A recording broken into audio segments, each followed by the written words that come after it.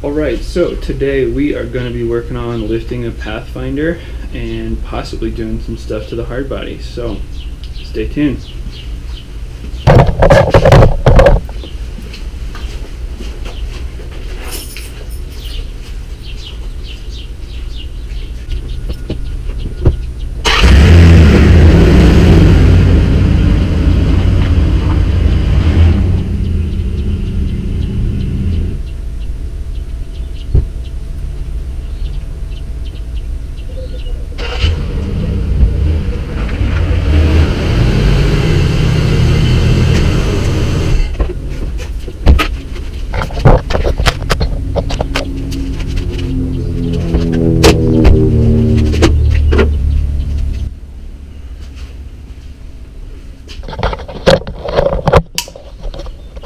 Alright, so over here we've got two coil spacers for the front that are going to go under there with their own included hardware. And then right here we have two 2.5 inch coil spacers in the rear that will space out the rear shocks, rear coils. And we will get to those later. For now, start working on these.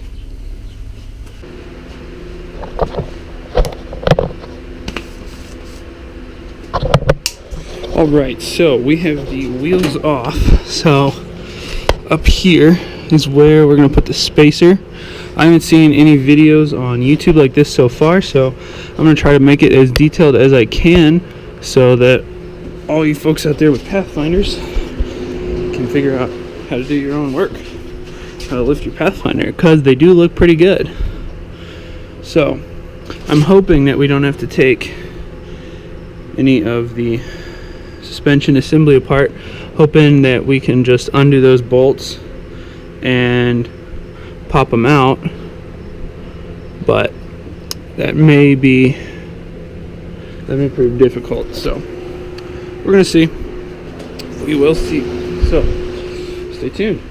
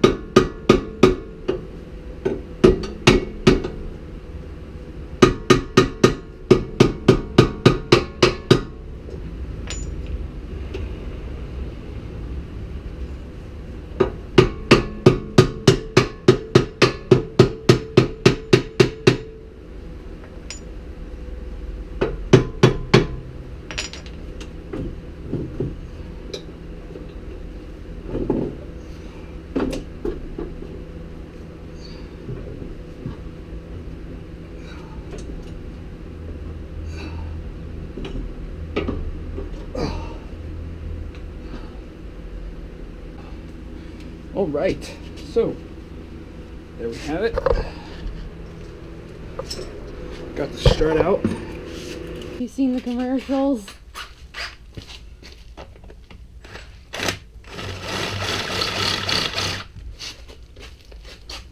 Trying, babe.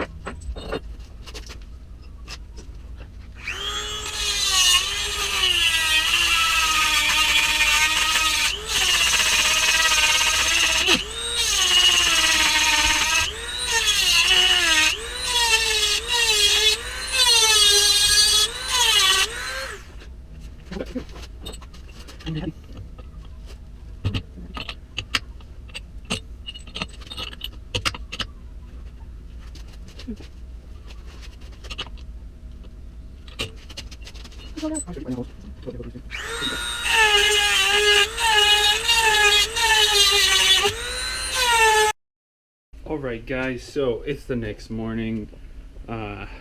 Shit happened last night and it was a lot harder than I thought it was gonna be. So I got the front done. I'm gonna work on the rear today. Hopefully it'll be a lot easier. I'm thinking just compressing the springs and sliding the spacers in. You never know, it's usually never that easy, so I guess we'll see, but I will keep you guys updated and explain a little more later what I had to do to the front. So stay tuned.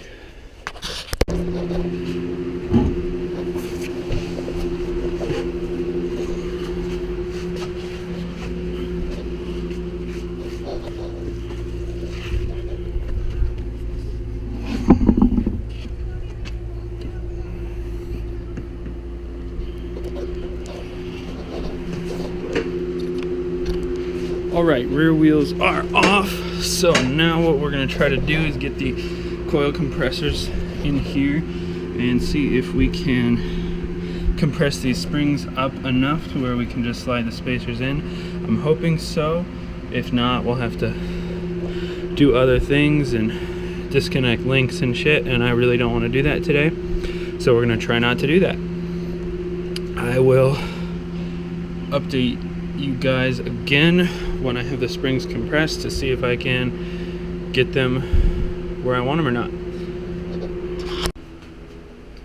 Alright guys, I'm back. So I've been working for a while. Hasn't been easy. It's been a total bitch, honestly, just because a lot of the bolts were so rusted out, and like I couldn't get the shock off on the right side, but I got the spacer in. You can see how scratched it is. It took me a good 5 hours to get that one in because I couldn't drop that shock and drop the rear end a little bit. But basically, you know, I just took the bump stop off and wiggled that spacer in there, and we'll see how it is. The other side's going to be a lot easier, as you can see. Yeah, really destroyed. So the other side's going to be a lot easier. I was able to get the shock out and drop the rear end a little bit. As you can see, it's just kind of free hanging there. Some of you might say in the comments, well, that's pretty stupid, but I don't really care. I don't give a fuck. It's just a Pathfinder, 1,200 bucks. It's a great deal. So I'll show you guys that. So for the front, it was a big pain in the ass. The bolts just didn't want to go in, so me and my girlfriend were working all day on that yesterday, and it really took too long to film. It would have taken twice as long if we did film, and we probably would have gone into like 9 o'clock at night, just because those bolts were such a bitch to get in. So sorry I didn't get that on film, but basically I had to cut the stock studs off of the struts and then over drill those holes, over drill the holes in the shock tower, and then use the supplied bolts to go through that and bolt the spacer in. All in all, it worked well, and it gave the car a little bit of lift. I have 31s on there right now, and it looks great. Not quite as high as I'd like it, but whatever. So I'm gonna work on that, see if I can get it in. I'm not gonna get that on film because it's just clumsy shit that I do. So I'll catch you guys up later. All right, guys, how's it going? So just finished up putting the wheels back on, and it looks fucking mint. Not stealing that from Hacker Garage at all. So you can see back there, not sure if you can. That one went a lot easier. That one only took me about 30 minutes because I was able to get the shock off. So if you're able to get both your shocks off and just kind of let the rear end hang, then that is definitely the way to go, because I did not have to compress the spring as much or do nearly as much to it to get it to fit. So yeah, that is definitely the key to getting it to fit, is compressing, or is removing that shock. So I'm gonna pull it out on the street and show you guys the fitment a little better. Definitely looks a little higher already. We'll see. All right, so it turned out pretty well. You can see back is a little higher than the stock lift height. I didn't take before pictures because I'm an idiot, but if you want to go research it, that's the 2.5-inch lift in the back and 2.5-inch lift in the front with 265, 75, 16 all-terrain Corsa tires. So that's the look. Stay tuned for the next video. Thanks.